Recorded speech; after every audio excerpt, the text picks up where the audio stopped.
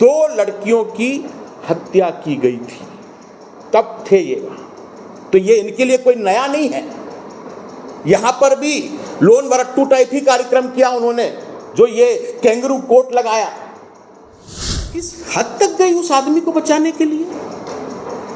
जब पूरे प्रदेश से आवाज उठने लगी, पहले तो एडिशनल एसपी को उन्होंने बलि का बकरा बनाया, फिर पता नहीं किसको, और देश से यहां के विधायक को गृह मंत्री बनाया गया है। पुलिस विभाग का पूरी तरह से ऊपर से नीचे तक सांप्रदायिकताकरण कर दिया गया है। वो अपने उद्देश्य में विफल नहीं, सफल हो रहे हैं।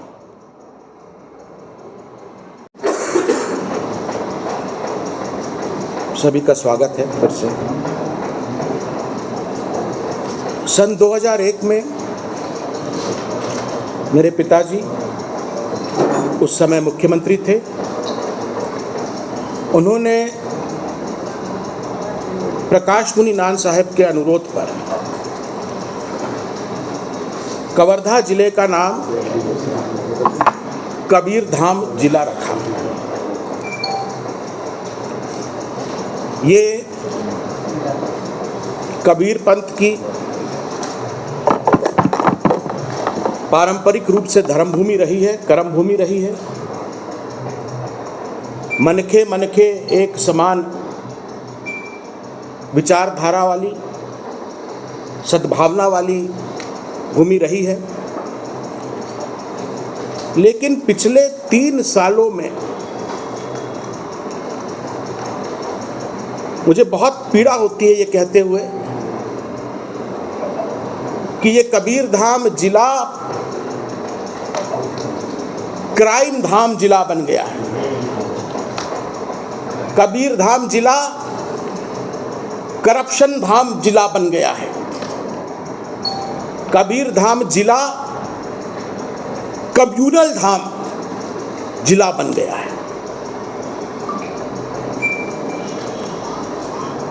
क्राइम धाम मतलब अपराधों का धाम, कम्युनल धाम मतलब सांप्रदायिकता का धाम, और करप्शन धाम मतलब भ्रष्टाचार का धाम। ये मात्र 3 वर्षों में इतना भारी परिवर्तन क्यों आया? मैं यहाँ केवल लोहारीडीह की घटना के बारे में बात करने नहीं आया हूँ। मैं कोई अपनी राजनीतिक रोटी सेकने नहीं आया हूँ। एक बहुत गंभीर विषय पर आज आपसे मैं बात करने आया हूँ। और इसके पहले कि मैं अपनी बात रखूं, मैं आप सबको धन्यवाद देना चाहता हूं दिल से। ये जिला पूर्व मुख्यमंत्री का गृह क्षेत्र है, वर्तमान उप मुख्यमंत्री जी का गृह क्षेत्र है। मुझे मालूम है किस प्रकार के दबाव आप लोगों पर पड़े होंगे, लेकिन लगातार एक के बाद एक जो यहाँ के दूरस्थ अंचलों में घटनाएं घट रही हैं, उनको आपने इतनी बहादुरी के साथ, बेबाकी के साथ उजागर किया। वास्तव में कबीरधाम के मीडिया के साथियों के सामने मेरा नतमस्तक है।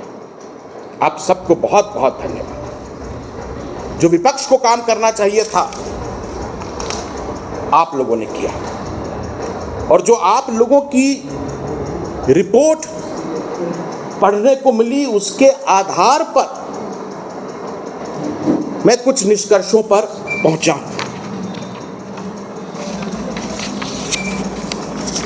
शुरुआत वैसे तो देखा जाए 2021 में जो धर्मपुरा में घटना घटी,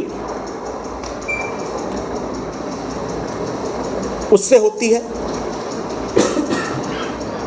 एक समाज को चयनित कर, उस समय जो सरकार थी, भूपेश बघेल जी की सरकार, उसकी आस्था का जो केंद्र बिंदु है जैतखाम, उसमें आग लगा दी गई। सरकार ने, मोदी जी, योगी जी, इन लोगों ने तो बाद में बुलडोजर भेजना चालू किया। उस समय की जो कांग्रेस की सरकार थी, धर्मपुरा में जो सतनामी समाज की आस्था का केंद्र बिंदु गुरुद्वारा था, उसको बुलडोजर से ध्वस्त करने का काम किया। ये घटना घटी। उससे भी ज्यादा महत्वपूर्ण जो घटना है, मैं समझता हूं छत्तीसगढ़ के आधुनिक इतिहास की सबसे महत्वपूर्ण घटना है, वो 3 अक्टूबर 2021 की घटना है, जब इसी शहर में एक झंडे के ऊपर दंगे हुए। राष्ट्रीय स्वयंसेवक संघ, मैं तो खुल के बोल रहा हूं, लोग नाम लेने में डरते हैं। पिछले जब से राज्य बना है, लगातार प्रयास करती रही कि किस तरह छत्तीसगढ़ में हम सांप्रदायिकता का बीज बो दें। सफलता नहीं मिली, लेकिन 3 अक्टूबर 2021 को हमारे प्रदेश के इतिहास में पहली बार उस बीज ने, नफरत के, सांप्रदायिकता के बीज ने अंकुरित होने का काम किया। और ये सब तब हो रहा था जब कांग्रेस की सरकार यहां पर थी। हाथ पे हाथ धर के मूक दर्शक बन के बैठी रही वो सरकार, और उनको ये लगा कि बीजेपी के हिंदुत्ववाद को हम उनसे भी ज्यादा हिंदुत्ववादी होके सामना करेंगे। ये गलत सोच थी। हमने इस लोकसभा में देखा, उत्तर प्रदेश में चुनाव हुआ जहां राम मंदिर बनाया गया था, क्या परिणाम आया। महाराष्ट्र में चुनाव हुआ, क्या परिणाम आया। बंगाल में चुनाव हुआ, क्या परिणाम आया। वहां तो हिंदुत्ववाद को हिंदुत्ववाद से निपटाने की, सामना करने की कोशिश नहीं की गई। यहां तो राम वन गमन पथ बना रहे थे। जब पड़ोसी क्षेत्र में घटना घटी, तब भी प्रशासन पूरी तरह शांत रहा। और ये मैं कांग्रेस की बात नहीं कह रहा हूं, ये जो कांग्रेस के मुख्यमंत्री थे, उनकी मानसिकता दिख रही है। खुद यहां राजनांदगांव क्षेत्र से लोकसभा चुनाव लड़ने आए। राजनांदगांव जिले का उनका जो जिलाध्यक्ष है, उसको प्रचार में नहीं आने दिया। पंडरिया कवर्धा के जो पूर्व विधायक रहे हैं, उन्हीं के मंत्रिमंडल के सदस्य रहे हैं, मेरे पिताजी के मंत्रिमंडल के सदस्य रहे हैं, उनको इंदौरी से आगे बढ़ने नहीं दिया गया, केवल इसलिए कि दोनों मुस्लिम समाज से आते हैं। ये कांग्रेस पार्टी की, बापू की, नेहरू जी की, इंदिरा जी की, राजीव जी की, सोनिया जी की, राहुल जी की विचारधारा नहीं है। वो तो कहते हैं क्या, नफरत की बाजार में मोहब्बत की दुकान खोलना है, इस तरह खोली जाएगी कि आपने एक समाज को टोटली बैन कर दिया। और बड़े दुख की बात है कि जिस व्यक्ति का कोई प्रशासनिक अनुभव नहीं है, जब 3 अक्टूबर की घटना घटी थी, तब आप लोगों ने जो नाम प्रमुखता से सामने आया था, पिटाई खाई दुर्गेश देवांगन ने, और मलाई अब कोई और खा रहा है।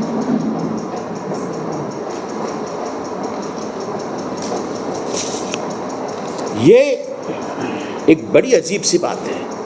पहली बार विधानसभा में गए, इसके पहले तो कोई उनको प्रशासनिक अनुभव नहीं था। ठीक है, आपने उप मुख्यमंत्री बना दिया, साथ ही साथ जो सबसे महत्वपूर्ण मंत्रालय है, गृह मंत्रालय, इतना संवेदनशील मंत्रालय है, उसकी जवाबदारी भी आपने उन्हीं को दी। क्यों दी? मैं खुल के ये कह रहा हूं कि उनको विशेष रूप से ये जवाबदारी इसलिए दी गई कि जो उन्होंने कवर्धा में किया, अब वो पुलिस तंत्र के माध्यम से पूरे प्रदेश में कर सके। ये मैं बड़ी गंभीरता के साथ बोल रहा हूं और इसका प्रमाण हमको मिलता है। यहाँ जो पहली घटना घटी उनके सत्ता में आने के बाद, साधराम में स्वर्गीय कन्हैया यादव की तथाकथित रूप से हत्या कर दी गई। कुछ मोबाइल फ़ोन के रिकॉर्ड के आधार पर ये बताया गया कि मुस्लिम समाज के युवकों ने उस हत्या को अंजाम दिया और बुलडोज़र चला के, जो सुप्रीम कोर्ट बार बार बोल रहा है बुलडोज़र जस्टिस नहीं चलेगा, लेकिन यहाँ गृह मंत्री जी के राज्य में शपथ लिए 1 महीने नहीं हुए, उन्होंने बुलडोज़र चलाने का काम कर दिया। और ये बुलडोज़र साधराम में नहीं रुका, नागाडबरा, बेगांव की हत्या हुई। पुलिस एक तरफ तो बोलती रही कि ब्लास्ट हो गया था इसलिए हत्या हुई, दूसरी तरफ बोला संपत्ति का विवाद है इसलिए हत्याएं हुई। अभी तक उस पर कोई कार्रवाई नहीं की गई। साधराम के बाद हम नागाडबरा में आए और फिर बिरकोना में स्वर्गीय कोमल साहू की भी बेहद संदेहास्पद परिस्थितियों में मृत्यु हुई। पहले तो सरकार ने बोला कि ये भी आत्महत्या, लिपापोती की कोशिश की गई, लेकिन आपके माध्यम से जब सरकार पर दबाव बना जनता का, तो एक SIT का गठन कर दिया। जब कांग्रेस की सरकार थी तब भी कई SIT बनी, मेरे विरुद्ध भी कई SIT बनाई। मैंने क्या कहा था, ये SIT स्पेशल इन्वेस्टिगेशन टीम नहीं, ये स्टूपिड इन्वेस्टिगेशन टीम है। लोगों की आंख में धूल झोंकने का काम करती है SIT। आज तक बिरकोना घटना के SIT के द्वारा कोई भी जांच नहीं की गई। और फिर हम आते हैं सीधे 14 सितंबर,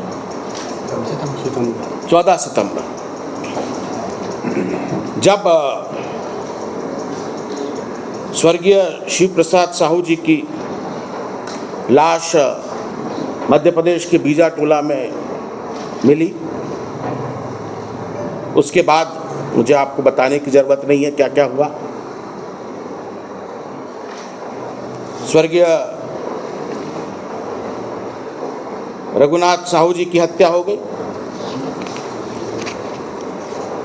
मैं मानता हूं, हमारे जांच दल ने भी ये बताया कि ये जो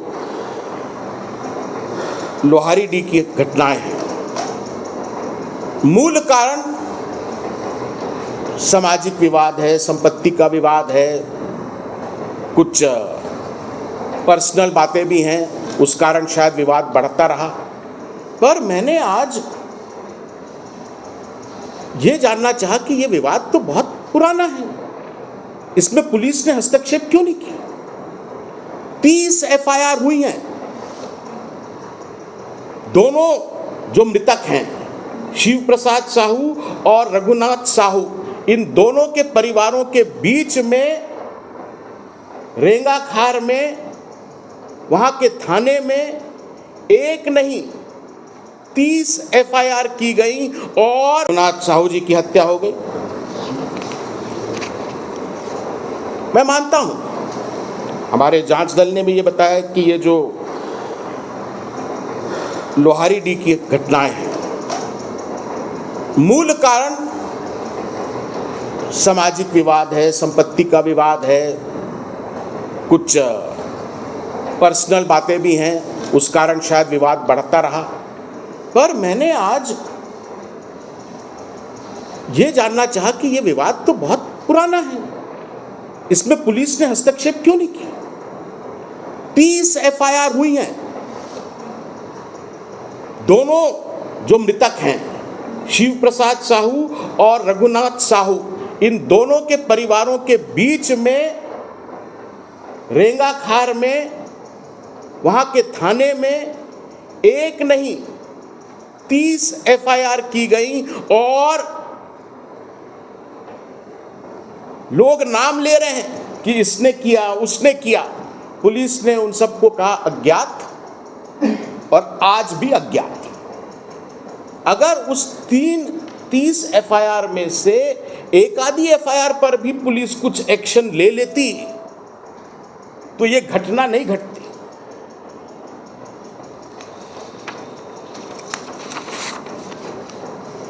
लोहारीडीह की घटना हुई, ये दोनों मृत्यु हुई। उसके बाद लेकिन जो हुआ वो इसके पहले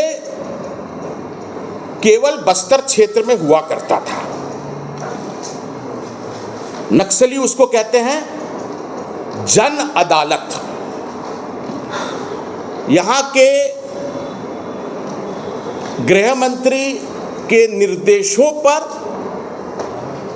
जिला प्रशासन के द्वारा लोहारीडीह में इसी तरह की अवैधानिक गैर कानूनी जन अदालत, अंग्रेजी में जिसको कहा जाता है कैंगरू कोर्ट, का आयोजन करा गया। और खुद ही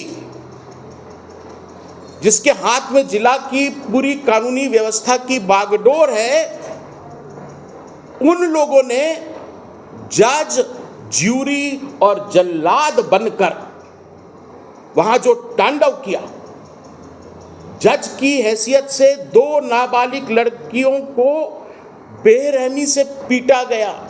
उसके वीडियो हम लोगों ने देखे हैं। उनकी इज्जत की खुलेआम धज्जियां उड़ाई गई और आनन फानन स्वर्गीय प्रशांत साहू को दोषी भी करार दिया गया। और उनकी मां, हमारे भाई उनसे मिलने गए थे, दुर्ग जेल में हैं। क्या हुआ उनके साथ मैं तो बोल भी नहीं सकता हूं, मतलब इतनी भद्दी हरकतें की गई हैं।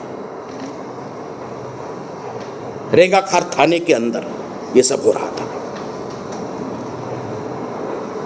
और ये तो जज बन के काम कर दिया कि आपने ये सब दंड दे दिया, पिटाई करा दी, दोषी भी करार दिया। और ज्यूरी बनकर एक केवल प्रशांत साहू को नहीं, उस गांव के 69 लोगों को उठाकर जेल में ठूस दिया। अभी मैं जेल गया था, वहां के जो जेल के प्रशासनिक अधिकारी हैं उनसे मैं बात कर रहा था। उन्होंने खुद बोला कि जो 69 लोग हैं उनमें से 34 तो शायद महिलाएं हैं, तो वो दुर्ग जेल में हैं, पर यहाँ कवर्धा जेल में 3 ऐसे लोग हैं जो नाबालिग हैं। आप कानूनी रूप से उनको जेल में रख ही नहीं सकते, उनके लिए तो अलग से जुवेनाइल डिटेंशन सेंटर होता है। क्या इतनी सी भी बात माननीय गृह मंत्री को नहीं मालूम? और जल्लाद बनकर प्रशांत साहू की इतनी पिटाई करी। और प्रशांत साहू ही नहीं, उनके साथ जो मुझे बताया गया है, विशेषकर 6 लोगों को अलग से रात भर रखा गया। धर्मराज साहू, घनश्याम साहू, चिंताराम साहू, नरेश साहू, विजयलाल साहू, जनक पात्र,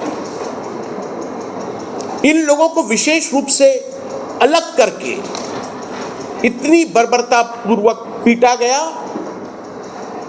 कि प्रशांत साहू जी की तो जेल के अंदर ही मृत्यु हो गई। और हमारे सुप्रीम कोर्ट का कानून क्या कहता है, मैं एक वकील भी, जब भी जुडिशियल कस्टडी में मौत होती है तो उसकी जांच अनिवार्य रूप से judicial magistrate, SDM, ADM, collector से नहीं, जो जज है, न्यायिक अधिकारी है, जुडिशियल मैजिस्ट्रेट लेवल के अधिकारी से अनिवार्य रूप से ऑटोमेटिकली, यह शब्द सुप्रीम कोर्ट बार बार बोलता है, ऑटोमेटिकली, इसमें सोचना भी नहीं है। अगर जुडिशियल कस्टडी में मौत हुई, ऑटोमेटिकली इसकी न्यायिक जांच होनी चाहिए। यह पहली ऐसी घटना है हमारे छत्तीसगढ़ के इतिहास में जहां सरकार ने अभी तक न्यायिक जांच का आदेश नहीं दिया। अब क्यों डर रहे हो भैया? अगर आपने कुछ गलत नहीं किया है, जज साहब इंक्वायरी करेंगे, जांच करेंगे, बोल देंगे ठीक है नेचुरल डेथ थी, पर इंक्वायरी तो होनी चाहिए, वो भी नहीं कर रहे आप।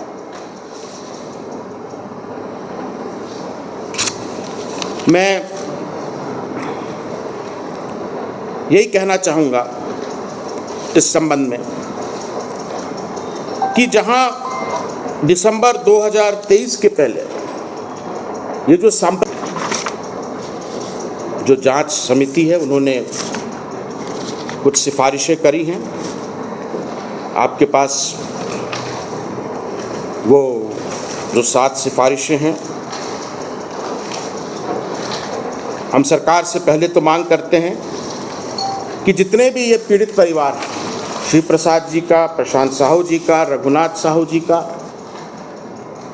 उनको कम से कम 1 करोड़ रुपया मुआवजा राशि दी जाए। दूसरा, इस पूरे मामले की, मैं इस एक घटना की नहीं, जितनी ये 6 घटनाएं मैंने बताई हैं, 6ठी घटना मैं अब बता नहीं पाया, वो वीरनपुर में जो अभी हाल ही में हुआ है, तो ये जो 6 घटनाएं हुई हैं, इन सब घटनाओं की एक सिटिंग हाई कोर्ट जज के द्वारा जांच होनी चाहिए। तीसरी बात कि जब पूरे गांव के जो परिवार के मुखिया लोग हैं जेल के अंदर हैं, आधे फरार हैं,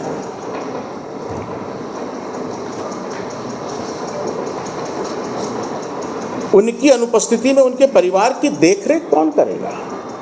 कब तक हमारे साहू समाज के लोग के ऊपर ये बोझ रहेगा? त्वरित इसमें जांच होनी चाहिए, फास्ट ट्रैक कोर्ट बनाना चाहिए, जो दिन प्रतिदिन कार्रवाई करके और 30 दिन के अंदर अपना जजमेंट सुनाए। साथ ही जो परिवार हैं, उनके देखरेख, खान पान की व्यवस्था भी जिला प्रशासन को करनी चाहिए।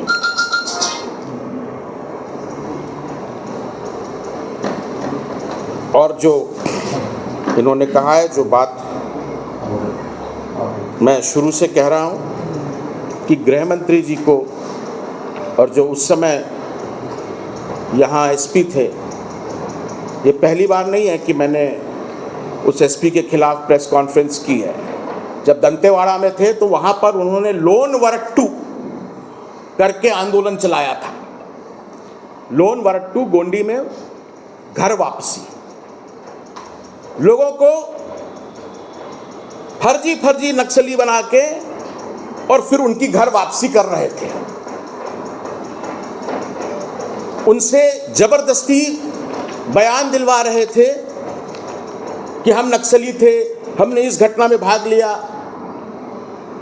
और दंतेवाड़ा पुलिस मुख्यालय के अंदर 2 लड़कियों की हत्या की गई थी, तब थे ये। तो ये इनके लिए कोई नया नहीं है। यहां पर भी लोन वरट्टू टाइप ही कार्यक्रम किया उन्होंने, जो ये कैंगरू कोट लगाया। मैं पर्सनल बात नहीं बोलना चाहता, पर आप लोगों को मैं ये जानकारी देना चाहता हूं। हम लोग हमेशा उनका नाम के आगे डॉक्टर लगाते हैं, तो आखिर वो किस चीज के डॉक्टर हैं? साइकियाट्री, जो लोग मानसिक रूप से पीड़ित हो जाते हैं उनका इलाज करना। मुझे लगता है कि इनको पहले खुद का इलाज करना चाहिए। और सरकार किस हद तक गई उस आदमी को बचाने के लिए, जब पूरे प्रदेश से आवाज उठने लगी। पहले तो एडिशनल एसपी को उन्होंने बलि का बकरा बनाया, फिर पता नहीं किसको। और जब पूरी प्रदेश में हाहाकार हुआ, लोगों ने आखिर सवाल पूछने लगे कि ये हो क्या रहा है कबीरधाम में, तब जाके उनका ट्रांसफर किया। पर ये ट्रांसफर करने वाला नहीं चलेगा। जब बलौदा बाजार में भी घटना घटी थी, एसपी कलेक्टर का ट्रांसफर कर दिया गया। ये ट्रांसफर से कुछ नहीं होगा। मैंने वही बोल दिया था अगले दिन ही कि पहले तो इन दोनों को बर्खास्त करना, सस्पेंड होना चाहिए, तब जाके पुलिस विभाग में भय आएगा। लोग बोलते हैं कि पुलिस विभाग यहां का विफल हो गया है। मैं ठीक उसका उल्टा बोल रहा हूं। जिस उद्देश्य से यहां के विधायक को गृह मंत्री बनाया गया है, पुलिस विभाग का पूरी तरह से ऊपर से नीचे तक सांप्रदायिकताकरण कर दिया गया है, वो अपने उद्देश्य में विफल नहीं, सफल हो रहे हैं।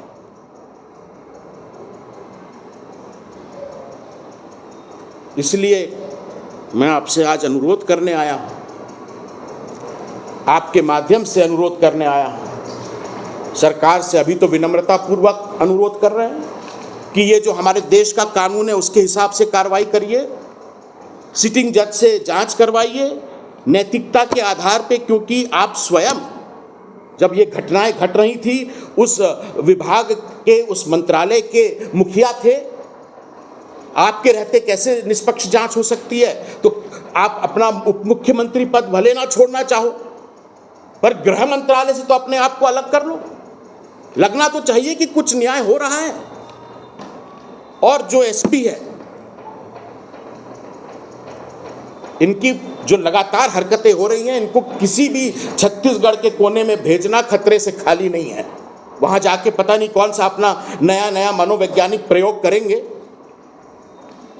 इन्हें अभी घर बैठने और घर बैठे बैठे उनको तनख्वाह दीजिए, अभी निलंबित करिए।